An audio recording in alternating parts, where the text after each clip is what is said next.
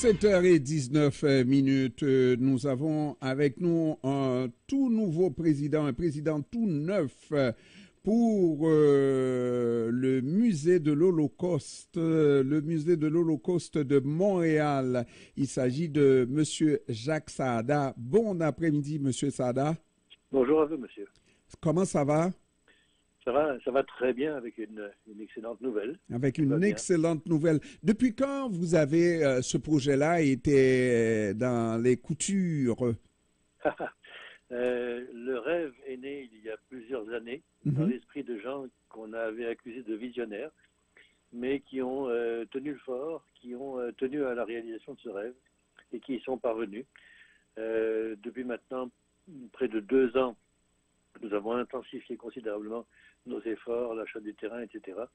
Et ce qui nous amène à aujourd'hui, à l'annonce officielle du chantier pour la construction du nouveau musée. Alors, ce musée-là sera une institution tout simplement privée, c'est ça? Alors, c'est une institution qui sera là avec des fonds privés, oui, effectivement, mais qui sera aussi fortement subventionnée, qui est fortement subventionnée par les gouvernements fédéral, provincial et l'administration municipale, que je tiens d'ailleurs à remercier pour leur contribution parce qu'elle est essentielle. Les fonds proviennent aussi, bien sûr, d'entreprises privées, de fondations, etc. Et le fer de lance de ces fondations, c'est bien sûr la Fondation Azrieli qui contribue à hauteur de 25 millions de dollars. Et ce lancement, si on veut, n'est-ce pas, du musée, ces jours-ci, ce lancement n'a pas été forcé pour coïncider avec une situation où on voit l'antisémitisme monter un peu partout au Canada, non? Non, non. C'est-à-dire qu'il n'y a vraiment aucune corrélation sur le plan de la chronologie des événements. Il y a une corrélation directe, bien sûr, sur le plan des contenus. La chronologie, comme je vous l'ai dit, les choses avaient commencé il y a longtemps. Enfin bref, tout était en marche. Vous savez, une chose comme ça ne se dessine pas en 1 semaine ou 2 semaines.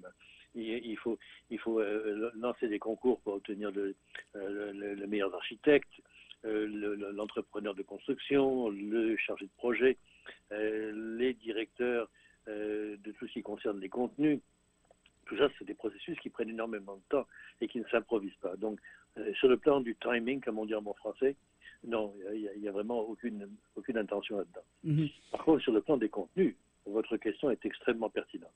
Okay. Parce que nous voyons qu'avec ce qui s'est passé au Proche-Orient, l'antisémitisme a explosé partout dans le monde. C'est comme si, en fait, l'antisémitisme n'avait aucune explication, mais ne cherchait que des prétextes. Et bien sûr, l'attaque qui s'est produite le 7 octobre et qui a rappelé à nos survivants des douloureux souvenirs d'une période qu'on croyait révolue, celle des pogroms, a rendu la chose extrêmement lourde sur le plan émotif. Il est clair que la traduction de tout ce qui se passe en termes d'antisémitisme, je le répète, ne s'appuie que sur des prétextes. Mais la seule façon de lutter contre l'antisémitisme, la seule façon de rompre avec ces prétextes ou avec ces préjugés ou avec cette interprétation ou ces fausses informations, c'est l'éducation. Or, il se trouve que c'est la vocation principale de notre musée. Notre musée vise bien sûr à une vocation mémorielle, mais vise, et j'allais dire presque surtout, à une éducation dans le but de prévention. Et quand je regarde, je viens d'avoir une entrevue avec Maître Richard Marceau, qui est vice-président aux relations externes et avocat conseil de CIJA. Oui. J'ai regardé avec Maître Marceau l'antisémitisme qui se développe. Et à vous, je pose la question, est-ce qu'on ne peut pas avoir l'impression que plus on regarde l'opulence juive, je vais dire ça, et je mets 2 gros guillemets, n'est-ce pas, plus les gens qui ont des raisons se donnent d'autres prétextes, comme vous avez utilisé, pour haïr les Juifs. Ils sont trop opulents. Et la construction d'un mémorial comme le musée peut être vue comme ça, non? Alors, je vous remercie de votre question parce que ça me permet de corriger un mythe. Je ne sais pas si vos auditeurs savent, mais plus de 20% de notre population juive à Montréal vit sous le seuil de la pauvreté. Non, ça, moi, je ne le savais pas. Ben, je vous le dis. Donc, il faut faire attention parce que ce sont des mythes qui se propagent et qui deviennent des vérités, alors qu'en fait, ce ne sont pas des vérités du tout. Et qui ont la vie dure. Absolument, absolument. Vous savez, le monde juif est attaqué de toutes parts par une extrême gauche radicale, comme celle qu'on voit en particulier en France avec les Mélenchon. Elle est attaquée par l'extrême droite classique, celle qui est encore nostalgique du nazisme. Elle est attaquée par l'islamisme radical. Et attention, je n'ai pas dit par l'islam, je dis par l'islamisme radical. Et en fait, elle est attaquée aussi par tout le mouvement wokiste pour lesquels le juif représente l'impérialisme blanc. Tout ça, comme je vous le dis, ce ne sont que des prétextes. Donc, votre question est tellement pertinente qu'elle me permet de remettre les points sur les i et d'accorder nos flûtes. L'opulence n'a rien à voir avec un prétexte quelconque pour être antisémite. La seconde chose qu'il faut dire, et qui est extrêmement importante, c'est que nous, comme musée de l'Holocauste, nous cherchons à faire en sorte justement de détruire ces mythes, de détruire ces préjugés. Tant que ces préjugés vont demeurer, ils vont forcément avoir les mêmes résultats, les mêmes causes provoquent les mêmes résultats. Et donc la seule façon de lutter contre ça, c'est l'éducation. C'est la confiance dans l'intelligence humaine pour comprendre la réalité des choses. Et non pas se laisser berner par des médias sociaux ou en fait par des gens qui confondent un manuel scolaire et un média social. C'est deux choses distinctes. Ouais, et j'ai le goût de vous poser la question, est-ce que la communauté juive de la diaspora et de Montréal, entre autres, c'est une belle réalisation et je vous envie, hein, j'ai parlé à entendre ce projet d'un mémorial pour les Noirs, pour l'esclavage en général à Montréal, ça devrait être quelque chose comme ça aussi.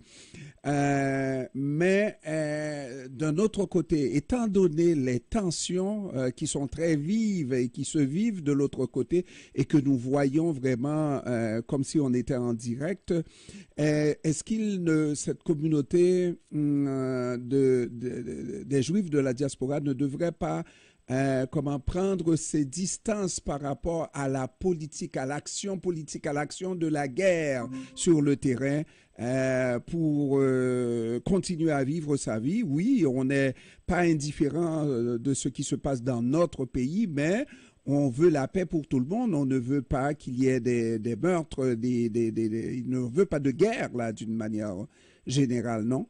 Absolument. Écoutez, il est évident que personne ne souhaite la guerre. Vous me permettrez quand même de rappeler que cette guerre-là s'est déclenchée après un pogrom dont nous avons été victimes le 7 octobre romain du Hamas. On n'a pas cherché ce pogrom-là. Je ne crois pas que qui que ce soit qui se batte pour une cause de résistance noble n'importe où dans le monde serait tombé aussi bas que d'aller égorger des bébés devant leur maman, de tuer de sang-froid des jeunes qui étaient en fait animés par un mouvement de la paix. Je ne crois pas qu'on aurait accepté ça, que l'humanité puisse justifier ça de quelque façon que ce soit. Deuxième chose, j'avais fait allusion à l'histoire des Noirs, par exemple. Ce n'est pas vos termes, mais je crois que c'est très très noblement l'idée que vous avez développée. Je veux vous rappeler que notre musée n'est pas que le musée de l'Holocauste. Nous y avons un rôle qui touche tous les génocides. Et nous avons aussi un rôle de reconnaissance. En particulier, la communauté haïtienne a été très proche, a soutenu la communauté juive dans des moments qui étaient parfois pas évidents. Et ça, je crois que notre musée doit rendre hommage à la communauté haïtienne dans ce sens. Une troisième chose qu'il est important de noter, c'est que dans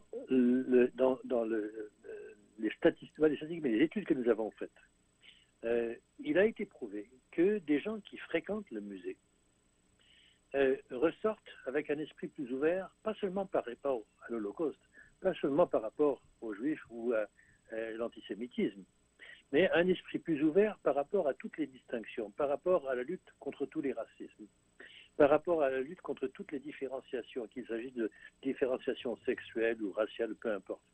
Et donc le travail que nous faisons est un travail de fond sur un plan, j'allais dire social, mais aussi sociétal, où nous rassemblons les gens autour de vérités, autour de faits historiques, autour d'une invitation à l'espoir. C'est ça que nous faisons. Alors, bien sûr, notre perspective à nous, elle est très claire. Il est évident que comme musée qui s'attache à ces valeurs-là, on ne peut que déplorer les gens qui sont victimes de la guerre. Et je ne parle pas que du Proche-Orient. Je parle de l'Ukraine, je parle de la guerre civile au Soudan, je parle de toutes ces... même, je pourrais parler aussi de ce qui arrive actuellement tristement en Haïti. Je veux dire, il est évident qu'on ne peut pas être humain et rester indifférent en même temps à tous ces grands drames. Mais la question qui se pose ici, c'est quel est le rôle de ce musée, et en particulier, quel est le rôle du nouveau musée? Le rôle du nouveau musée est un rôle d'éducation, est un rôle d'apprentissage, est un rôle de sensibilisation, est un rôle de rassemblement autour de valeurs humanistes fondamentales qui semblent malheureusement trop souvent échapper à travers le monde. Et cela d'autant plus que l'histoire de l'Holocauste n'est pas écrite dans tous les ouvrages, surtout pas au Québec, au Canada. Et il est important de profiter de tous les moyens pour informer, parce que sans information, le monde ne va nulle part. Monsieur Jacques Saada, président du Musée de l'Holocauste de Montréal, je vous remercie d'avoir pris du temps de nous parler et je vous souhaite de passer de joyeuses fêtes.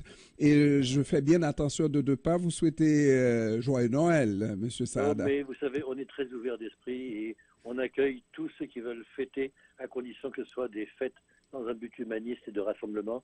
Nous accueillons tout le monde, aucun problème. Voilà, et moi je vous promets de venir faire mon tour avec la famille. Quand est-ce que le musée va ouvrir officiellement? Alors, le nouveau musée ouvrira probablement vers le début 2026, je dirais, parce que bien sûr, dans la construction, on ne sait jamais quels sont les retards que la construction peut prendre, mais on envisage environ début 2026. Mais entre-temps, si vous voulez venir voir le musée existant, qui est déjà extrêmement riche, je serais très très heureux de vous accueillir personnellement. Merci, Monsieur Saada. Je viendrai faire mon tour. Jacques Saada, président du Musée de l'Holocauste de Montréal. Encore une fois, je vous remercie d'avoir pris du temps pour nous cet après-midi, Monsieur Saada. Le plaisir était pour moi. Merci infiniment à vous. Merci. Au revoir.